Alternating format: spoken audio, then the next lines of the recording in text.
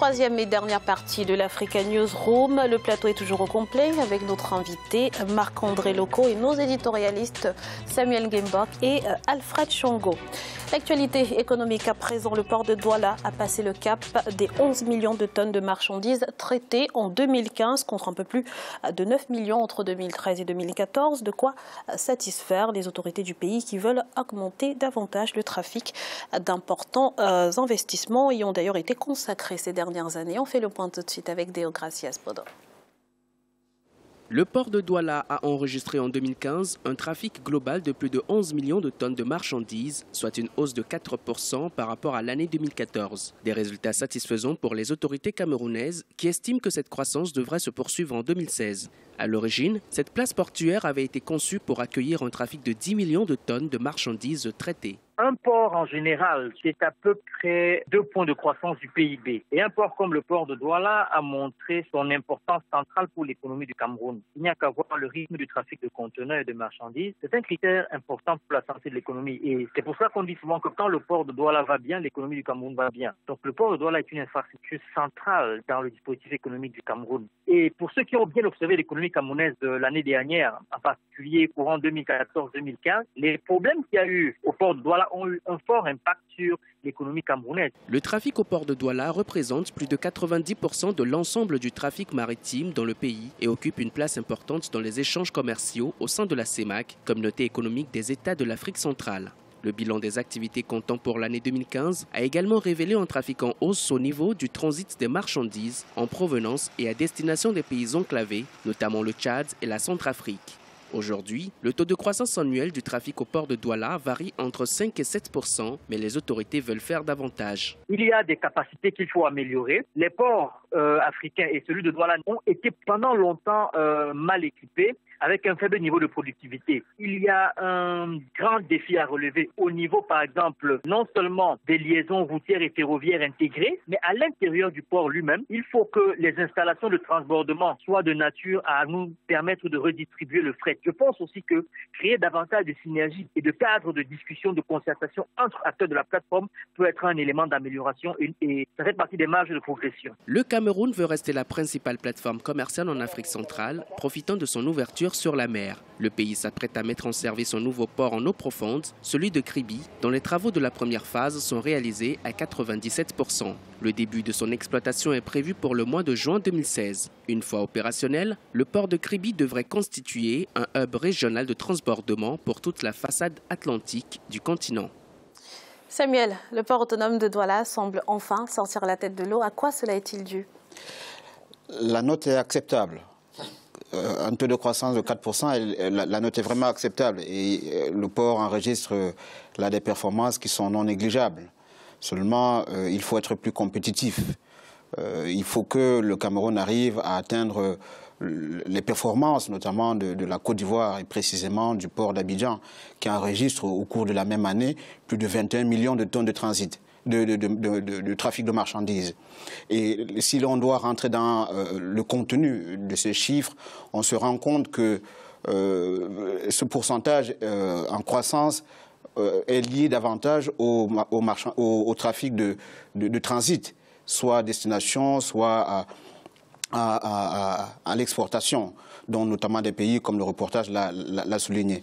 Le problème qui se pose, c'est que contrairement au Cameroun, le port d'Abidjan, lui, il fait une croissance importante et celle-ci est davantage liée aux besoins nationaux. Le trafic de richesses nationales est en pleine augmentation au cours de la même année de 8%, alors que le trafic de transit, notamment des pays qui sont enclavés, le Burkina Faso, le Mali, est en hausse de 6%. Donc je pense que le volume en termes de capacité de consommation du Cameroun et de la Côte d'Ivoire sont presque équivalents. Si on prend notamment un seul indicateur, l'indicateur démographique, la Côte d'Ivoire représente environ 25 millions d'habitants, le Cameroun avoisine également les mêmes performances. Ce que je veux souligner ici, c'est que ce sont des performances qui sont non négligeables, mais il faudrait que le port autonome de Douala soit beaucoup plus compétitif et qu'il prenne pour principale référence peut-être le port d'Abidjan. Alfred, il faut dire que beaucoup reste à faire, notamment en termes de gestion. Mais pas seulement de gestion Graziella, hein, gestion du port, des modalités justement de trafic, mais aussi en termes d'équipement, d'extension de ce port de Douala pour permettre effectivement d'augmenter la capacité justement de trafic au niveau de ce port. On a évoqué la question de la transmodalité qui pose problème au niveau justement de la gestion et de l'acheminement. Et ça aussi, il faut améliorer les performances pour que justement le port soit compétitif. Je crois que des efforts restent à faire justement dans ce sens-là. Oui. Alors, rapidement, on a dit il y a le port de Kribi qui arrive, qui va soulager quand même un petit peu justement le port de Douala dans ce sens-là. Merci Alfred. En République démocratique du Congo, 175 établissements d'enseignement supérieur jugés non viables ont été fermés par les autorités. Il leur est reproché de contribuer à la détérioration du système éducatif du pays. Mais sur le terrain, la mesure semble mal accueillie, comme nous l'explique Siamlo Victoria Sedi. 175 établissements d'enseignement supérieur ont été fermés en République démocratique du Congo. Dans le cadre d'une série de réformes dans le système éducatif, les autorités ont jugé ces établissements non viables. Ces dernières années, le pays a connu une prolifération incontrôlée d'établissements privés au détriment de la qualité de l'enseignement. Pour le ministre de l'Éducation, Théophile Mbemba, le système d'enseignement a besoin d'être réglementé. Ce n'est pas le nombre d'établissements qui devait nous préoccuper, mais c'est plutôt la qualité de la formation donnée dans ces établissements. C'est comme ça que la réforme actuelle insiste sur cela. Le Premier ministre, au mois de décembre dernier, 14 ou 15 décembre dernier, a pris un décret que nous devons exécuter en ce qui concerne la viabilité des établissements d'enseignement supérieur et universitaire. Les conditions exigées pour l'État et pour le privé. De nombreux étudiants dénoncent les conditions d'apprentissage dans les universités publiques. Le pays ne dispose que de 5 universités. La surpopulation, l'inadéquation des infrastructures, le manque d'enseignants sont entre autres les problèmes évoqués. Deux fois dans l'auditoire, dans notre auditoire, nous voyons il y a des lots, il y a aussi pas de place, trop de place pour se mettre. On doit être obligé d'aller acheter les tabourets pour mettre. Alors si on n'a pas l'argent, on est un peu coincé au banc, on n'écrit pas bien. Des fois le micro fait problème, on doit arranger, on doit acheter les piles, on doit contribuer les 100 francs. Bon, ça fait pas genre. Parce que c'est l'université, on sait qu'on est capable d'assumer toutes les responsabilités dans l'auditoire pour que les étudiants soient bien. À l'instar de plusieurs pays africains, la République démocratique du Congo traverse une crise de son système d'enseignement. En 2015, le taux de chômage est passé de 60 à 40%. La qualité de la formation est donc un défi important pour le marché de l'emploi que le pays devra relever ces prochaines années.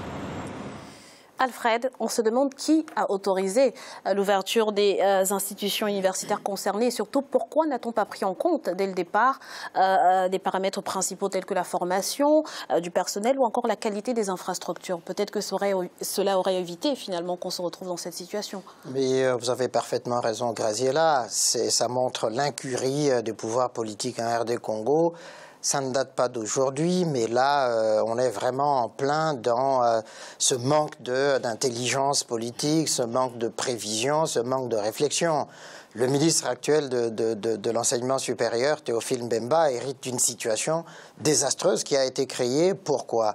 Parce qu'on a voulu contenter n'importe qui, on l'a fait dans la précipitation.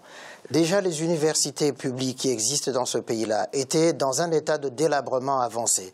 Qu'on prenne l'université de Kinshasa, l'université de Lubumbashi ou l'université de Kisangani, qu'on prenne les écoles normales supérieures qui existent dans ce pays-là, les bâtiments étaient et sont dans un état de délabrement avancé.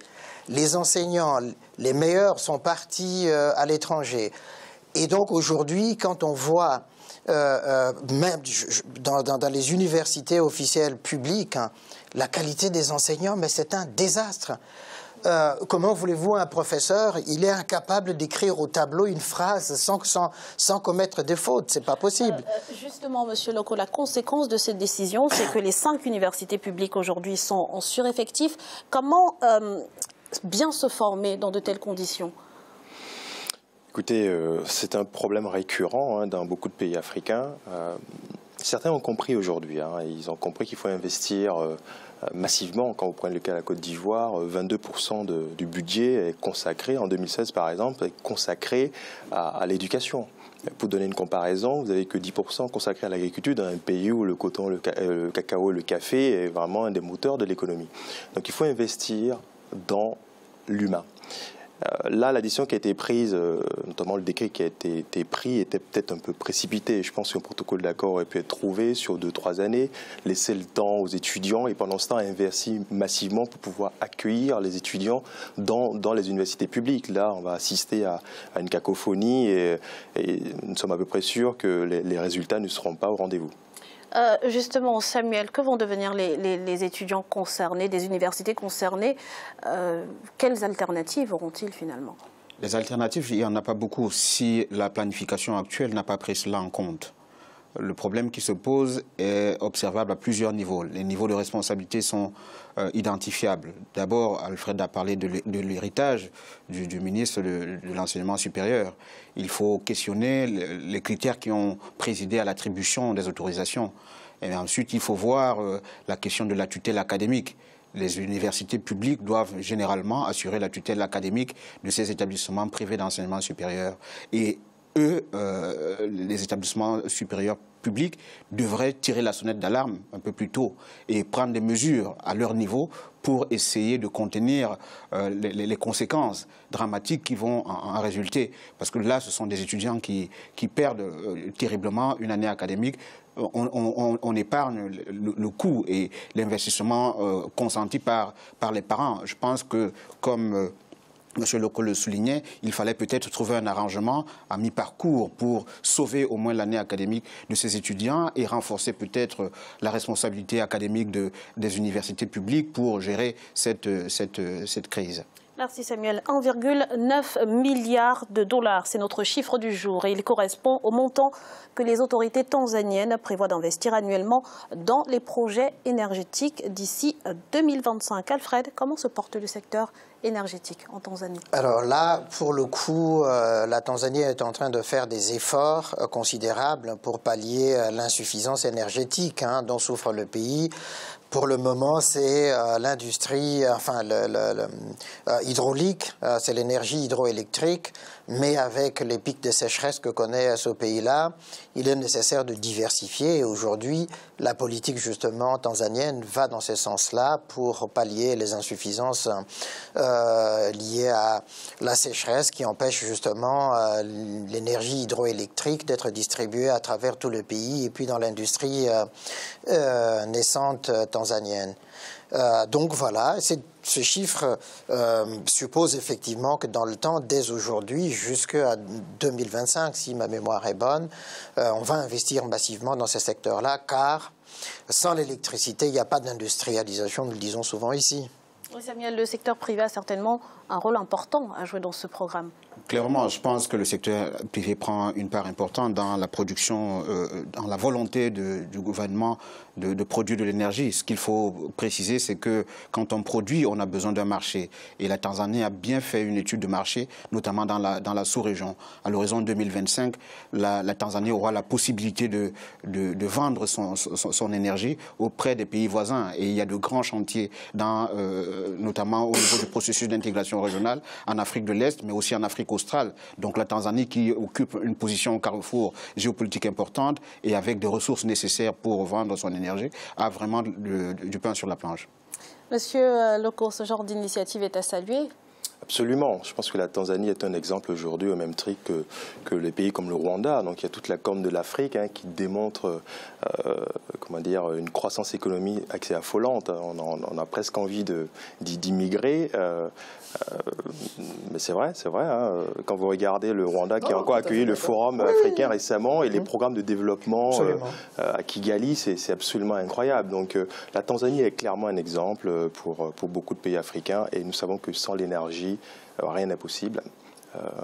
Donc l'électrification de l'Afrique passe par là. Et surtout, ils ont travaillé sur un cadre réglementaire institutionnel, notamment avec les partenariats publics-privés qu'il faut mettre en avant.